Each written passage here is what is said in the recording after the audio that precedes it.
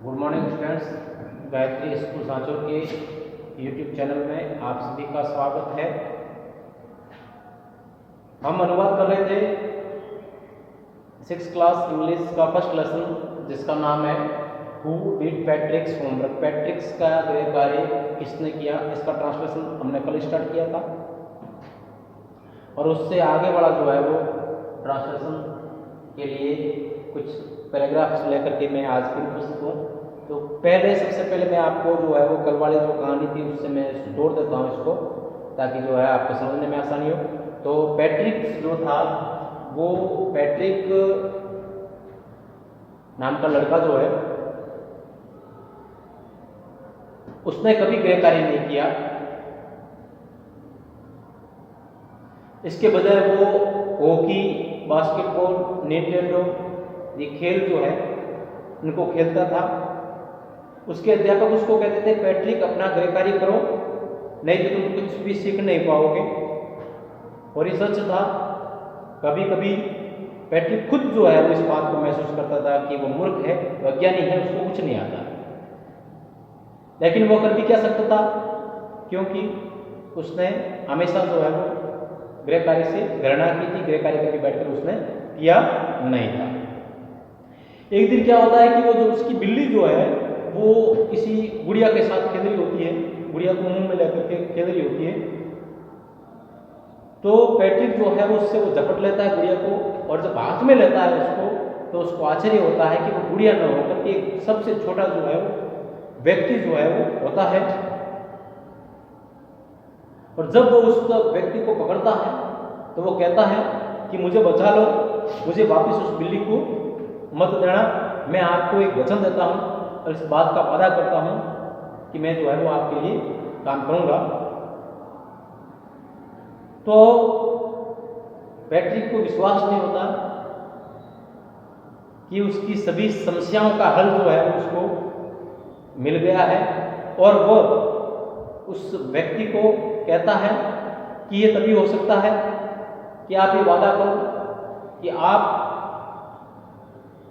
मेरे गृह कार्य को इस सत्र के अंत तक, जो कि 35 दिनों का होता है, करोगे और अच्छा कार्य करोगे, जिससे कि मैं ए रैंक जो है वो प्रथम दर्जा जो है वो प्राप्त कर सकता हूँ। तो ऐसा कहते हैं जब होमवर्क के बारे में उसने सुना तो उसका चेहरा जो है वो उस छोटे व्यक्ति का उतर गया। उसने भौएं सिकोड़ी, त्योरियाँ चढ़ाई, अपना मुंह बनाया और मन ही मन उसने विचार किया कि मैं अभागा हूँ, मैं शापित हूँ, लेकिन फिर भी जो है वो मैं इस कार्य को करूँगा। ठीक है, तो यहाँ तक हुआ था कल। उसके बाद आगे क्या होता है तो देखिए, and true to his word अपने उस वचनों को निभाने के लिए, अपने उस वादे को निभाने के लिए, दैट लिटिल इल्फ का मतलब बोना होता है, बोना या फिर ठिगना।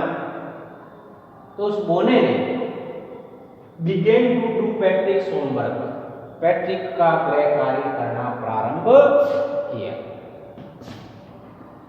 Accept there was one glitch, glitch GLITCH, glitch का मतलब होता है बाधा। एक बाधा रहती थी जब वो गृह कार्य करता था। The elf didn't always know what to do and he needed help। और बाधा यह थी कि वो बोना जो है वो नहीं जानता था कि कौन सा काम कैसे करना है और कौन सा काम करना है। ठीक है, और इसके लिए उसको मदद की जरूरत पड़ती थी। हेल्प मी वो कहता था, वो कहता था कि मेरी सहायता करो, मेरी सहायता करो। The Patrick would have to help in whatever way. और पैट्रिक जो है वो उस पैट्रिक को जो है उसकी सहायता जो है करनी पड़ती थी किसी भी प्रकार से। व्हाट एवर वे का मतलब होता है किसी भी प्रकार से उस पैट्रिक को उसकी सहायता करनी पड़ती थी। फिर है आई डोंट नो दिस वर्ड। वो कहता कि मैं इस शब्द को नहीं जानता। कोई शब्द आता उसके सामने तो वो कहता कि मैं इस शब्द को नहीं जानता, मैं इस शब्द को नहीं जानता। ये दो यहां पर नहीं है, गलती से लिखा है। तो Patrick would have to help in whatever way, और पैट्रिक को किसी भी प्रकार से उसकी सहायता करनी पड़ती, और वह कहता I don't know this word, मैं इस शब्द को नहीं जानता। The elf speaked while reading Patrick's homework, Patrick के होमवर्क को पढ़ते हुए वो चीखता चिल्लाता इल्फ बोना और कहता कि मैं इस वर्ड को, इस शब्द को नहीं जानता। गेट मी ए डिक्शनरी, और कहता कि मेरे लिए शब्दकोश लाओ। No, what's even better, look up the word and sound it out by each letter. तो और फिर वो कहता नहीं, आप जो है इस शब्द को देखो, इससे डिक्शनरी से बेहतर होगा, शब्दकोश लाने से बेहतर होगा कि आप उस शब्द को जो मेरे सामने मुझे समझ में नहीं आ रहा है उसको, उसका प्रत्येक अक्षर को जोर जोर से पढ़ो, जिससे कि मैं उसको सुन पाऊं, समझ पाऊं। When it came to maths, और जब गणित की बारी आती थी, किसी का काम पूरा हो जाता था और गणित की बारी आती थी, Patrick was out of luck, तो पैट्रिक का भाग्य साथ नहीं देता था। What are times tables? The elf shrieked. The elves never need the elves, तो elves कहते हैं दूसरी दुनिया के लोग। तो वो जब गणित की बारी आती थी तो वो कहता था कि टाइम टेबल क्या होता है, समय सारणियाँ क्या होती है, हम दूसरी दुनिया के लोगों को समय सारणी की जरूरत नहीं पड़ती है। एंड एडिशन जोड़, एंड सब्ट्रैक्शन घटाव, एंड डिवीजन भाग, एंड फ्रैक्शंस भिन्न, इनकी भी हमें जरूरत नहीं पड़ती है, हम इनके बारे में नहीं समझते। हियर सिट डाउन, यहाँ मेरे पास बैठो। बिसाइड मी, बगल में, मेरे बगल में बैठो। पैट्रिक को कहता मेरे बगल में बैठो। You simply must guide me, आपको मेरी जो है वो, मुझे जो है निर्देशित करना होगा, आपको निर्देशित करना चाहिए, मुझे बताना चाहिए कि कौन सा कैसे क्या करना है। ठीक है। Elves know nothing of human history, elves जो है दूसरी दुनिया के लोग जो है, जैसे एलियन वगैरह आपने सुना होगा, तो इस एलियन के प्रकार के जो दूसरी दुनिया के लोग जो होते हैं उनको इलेव्स कहा जाता है। तो कह रहे हैं कि इलेव्स जो है वो मानव सभ्यता के बारे में, मानव इतिहास के बारे में नहीं जानते हैं। To them it's a mystery, और मानव सभ्यता या मानव इतिहास दूसरी दुनिया के लोगों के लिए एक रहस्य है। So the little elf already a sound just got louder, और इल्फ जो है, जो कि जोर जोर से बोल रहा होता है, वो और ज्यादा ऊंची आवाज में बोलना प्रारंभ कर देता है। गो टू द लाइब्रेरी, पुस्तकालय जाओ। I need books, more and more books, मुझे पुस्तकें चाहिए, ज्यादा से ज्यादा पुस्तकें चाहिए। And you can help me read them too, और आप जो है उन पुस्तकों को पढ़ने में मेरी मदद कर सकते हो। तो ये 5वां पैराग्राफ, और इससे आगे वाला जो है वो भी देख लीजिए, उसका भी अनुवाद मैं करवा देता हूँ। हाँ, तो इससे आगे वाला ट्रांसलेशन देखिए। फिर उसके बाद पुस्तकालय और अधिक से अधिक पुस्तकें प्राप्त करने का कहता।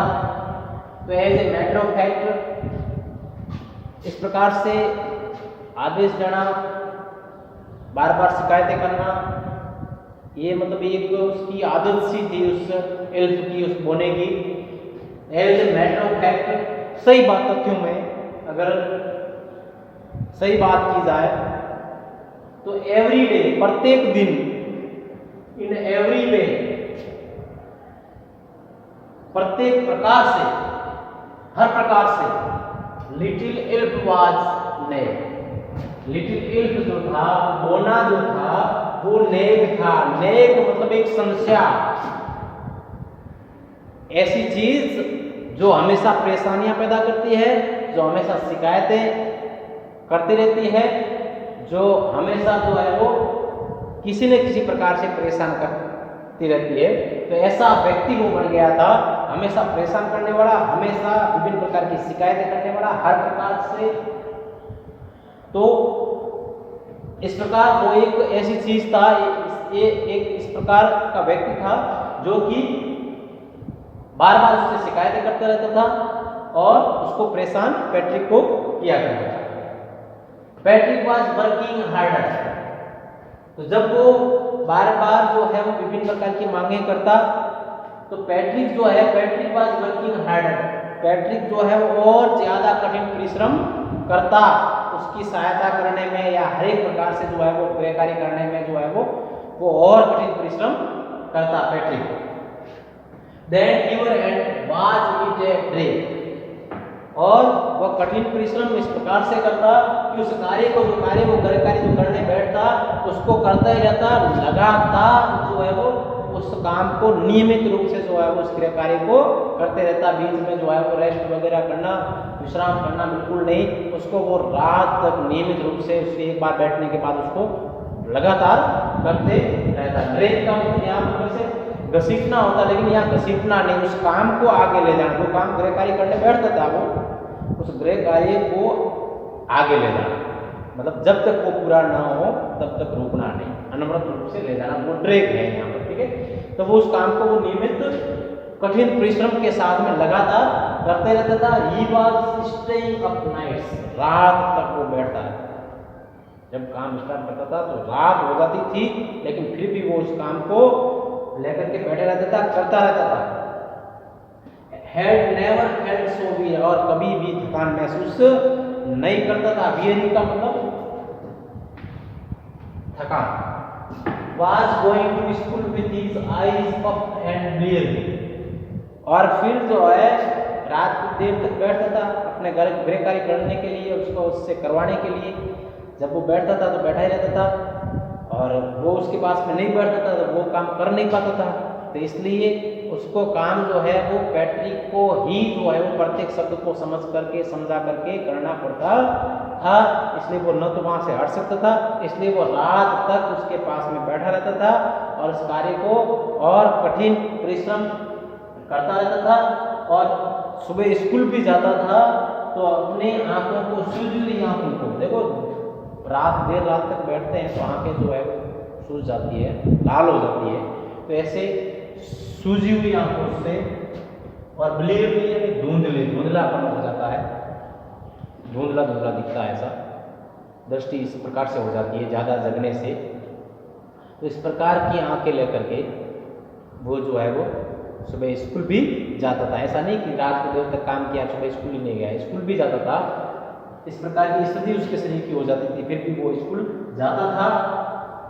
फाइनली, और ऐसा करते करते आखिर में the last day of school arrived, school का अंतिम दिन पढ़ने जाने के लिए, जब लास्ट दिन पढ़ने जाने का आया, and the elf was free to go, और लास्ट दिन हो गया तो अब गृह कार्य तो मिलना था नहीं, तो अब जो है वो उस इल्क जो है वो जाने के लिए स्वतंत्र था, क्योंकि अब उसके पास कोई काम बचा नहीं था। एज फॉर होमवर्क, और गृह कार्य के लिए जैसे कि देयर वाज नो मोर, गृह कार्य था नहीं है क्योंकि सत्र पूरा हो गया था, ठीक है।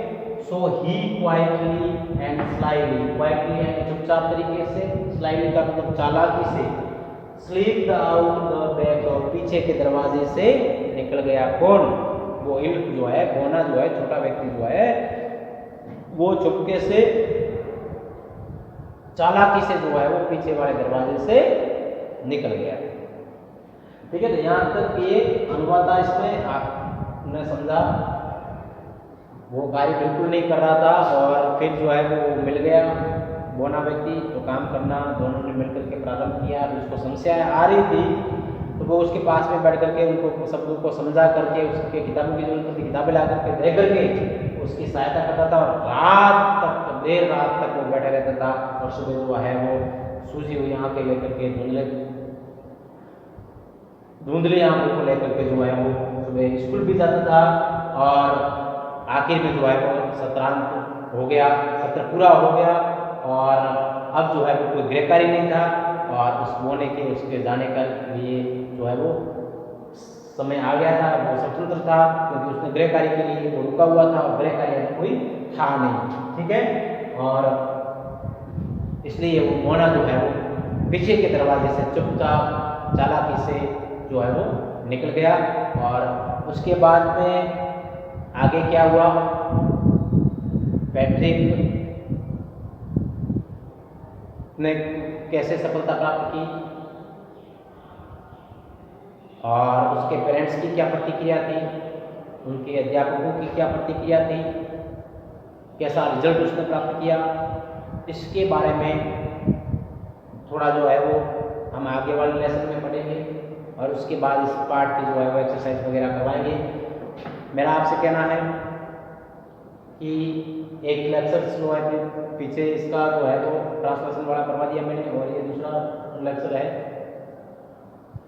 तो मेरा कहना है कि आप जो है वो देखो कक्षा में पढ़ाते हैं तब एक बार पढ़ाते हैं और आपने कानों में सुना और उसके बाद निकल जाता है, वो आपको ध्यान नहीं रहता कई शब्दों का वगैरह का, सेंटेंस का भूल जाते हो आप सर ने किसका क्या कहा था। लेकिन ये वीडियो जो है वो आपके सामने हमेशा रहेगा, तो आप इसको बार बार देख करके भी समझ सकते हो और कठिन शब्द जो है वो आपको याद होंगे, तो उससे इनका अनुवाद करने में, समझने में और भी आसानी होगी, ऐसा मेरा मानना है। इसलिए ज़्यादा से ज़्यादा अच्छी तरह से स्कूलें जब तक नहीं खुलती है बढ़िया तरीके से काम वीडियो को देख करके करते रहें और प्रत्येक विषय का काम डाला जा रहा है, किसी का नहीं आ रहा है तो आप जो है वो कह सकते हो कि इस विषय का काम आज नहीं डाला गया है, तो हम जो है वो उसका समाधान करेंगे। और प्रत्येक विषय को अच्छी तरह से पढ़ना है, कॉपी प्रत्येक विषय की बनानी है, यही कॉपियाँ जो है वो स्कूल में भी चलेगी, पहले ये काम चेक किया जाएगा उसके बाद आगे पढ़ाया जाएगा और ये काम वापस नहीं करवाया जाएगा। इसलिए अनिवार्य रूप से प्रत्येक बच्चा जो है उस कार्य को बढ़िया तरीके से समझ करके करें और कोई चीज़ समझ में नहीं आ रही है तो आप मेरे व्हाट्सएप पे जो है वो प्रश्न कर सकते हो, जो नहीं समझ में आ रहा पूछ सकते हो।